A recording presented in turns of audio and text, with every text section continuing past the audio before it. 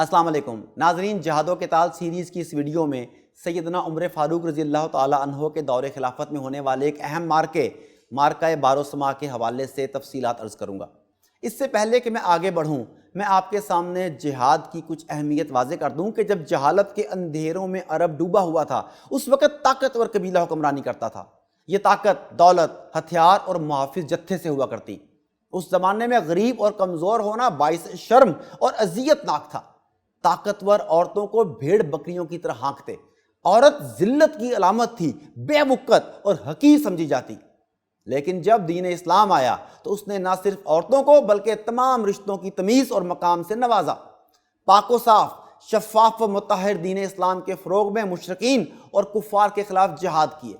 جہاد کا حکم اللہ تعالیٰ نے اس لیے دیا کہ وہ بہتر جانتا ہے کہ انسان سرکش بھی ہے اور انکساری والا بھی، اور اسی طرح نافرمان بھی، مگر وہ انسان جو شیطان کے کاموں کے عادی نہیں بنتے، وہ رحمان کی طرف چلے آتے ہیں۔ ایسے انسانوں کے لیے سلامتی ہے۔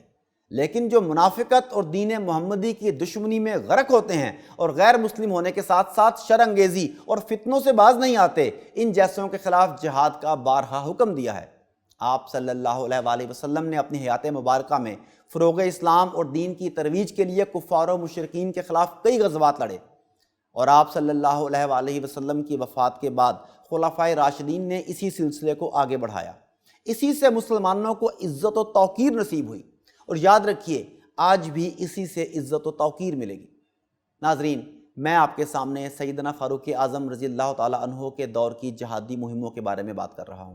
جب اسلامی فوج نے سیدنا ابو عبید ثقفی کی قیادت میں ایرانی فوج کو سکاتیہ میں شکست دی، تو اس کے بعد سکاتیہ کے درمیان باروسما نامی ایک مقام پر ایرانیوں سے دوبارہ محاذ آرائی ہوئی۔ نرسی کے دائیں اور بائیں پر اس کے دو ماموزاد بھائی بندویا اور بیرویا تھے۔ رستم ہزیمت کی خبر ملنے کے بعد جالینوس کو فوج دے کر نرسی کی مدد کے لیے روانہ کر چکا تھا۔ جب ابو عبید رحم اللہ کو اس کی اطلاع ہوئی تو نرسی تک جالینوس کی مدد پہنچنے سے پہلے ہی اس پر حملہ کر دیا۔ دونوں فوجوں میں گھمسان کی جنگ ہوئی۔ بالآخر ایرانی فوج شکست کھا گئی اور نرسی میدان جنگ چھوڑ کر بھاگ نکلا۔ اس کے بعد ابو عبید نے مسنہ بن حارثہ رضی اللہ تعالیٰ عنہ اور دیگر فوجی دستوں کو عراق کے نشیبی علاقوں مثلا نہر جور وغیرہ کی طرف روانہ کیا، تاکہ سارا علاقہ مسلم سلطنت کا حصہ بن جائے اور وہاں اسلام کا جھنڈا لہرائے۔ انہوں نے ان علاقوں کو کہیں صلح اور کہیں جنگ کے ذریعے فتح کیا، اور وہاں کے لوگوں پر جزیہ اور خراج نافذ کرتے ہوئے بہت سارا مال غنیمت بھی حاصل کیا، اور وہ سب لے کر واپس ہوئے۔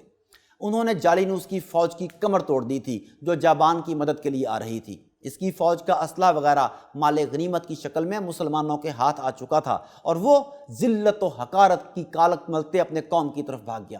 اس طرح نہایت مختصر مدت میں پے در پے سیدنا ابو عبید نے 3 ایرانی لشکروں کا صفایا کر دیا۔ اب اہل فارس کے لیے ممکن تھا کہ اپنی فوج کو اکٹھا کر لیں اور زیادہ تعداد کی بنا پر مسلمانوں کو ان کے آگے پیچھے دائیں بائیں ہر طرف سے گھیر لیں، لیکن میرے اللہ نے ایسا نہیں ہونے دیا، بلکہ دشمن کی آنکھوں پر پردہ ڈال دیا۔ وہ مسلمانوں سے اس قدر مرعوب اور خوف زدہ ہو گئے کہ ان کا ہر سپہ سالار یہی تمنا کرتا کہ کاش میری جگہ دوسرے کو مقابلہ کرنا پڑتا اور وہ مسلمانوں کو کمزور کر دیتا تو بہتر ہوتا۔ ان تمام مارکوں میں مسلمانوں کی فوجی پیش قدمی اور دشمن کی سست رفتاری نے مسلمانوں کو خوب فائدہ پہنچایا۔ یہی طریقہ اور یہی روش اسلام اور مسلمانوں کی عزت و توقیر کے لیے مفید ثابت ہوگی، ورنہ عالم اسلام یوں ہی ذلیل و خوار رہے گا۔ ایک وہ تھے کہ جہاد و قتال کی راہ اپنا کر فتوحات پر فتوحات حاصل کر رہے تھے، اور دوسری طرف آج ہم ہیں کہ الفاظ کی حد تک بھی جنگ نہیں لڑ رہے۔ ایک جانب فلسطین خاکستر ہو گیا تو دوسری جانب جنت نظیر مقبوضہ کشمیر سلگ رہا ہے۔ یہ یہودی، کفار اور مشرکین امت مسلمہ کی تعداد اور طاقت کو ختم کرنے کے لیے انہیں کہیں مسلک تو کہیں عصبیت کی نفرت کی آگ میں جھونک رہے ہیں۔ دوستو، جہاد اسلام کے بنیادی احکام میں سے ایک حکم ہے جس پر ملت اسلامیہ کی شان و شوکت اور غلبہ و اقتدار کا دار و مدار ہے۔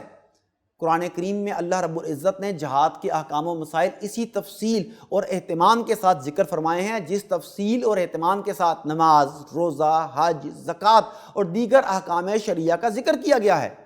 قرون اولیٰ میں اسلام کے احکام کا ذکر جب بھی ہوتا، جہاد کا ذکر ان کے ساتھ ہوتا، اور نماز، روزہ، حج، زکوٰۃ اور جہاد میں فکری یا عملی طور پر کوئی فرق نہیں کیا جاتا تھا۔ محدثین اور فقہا نے احادیث اور فقہ کی جتنی کتابیں مرتب کر کے امت کے حوالے کی ہیں ان میں جہاد کے مستقل ابواب قائم کیے گئے ہیں، اس کے مسائل بیان کیے ہیں، اس کی اہمیت پر روشنی ڈالی ہے۔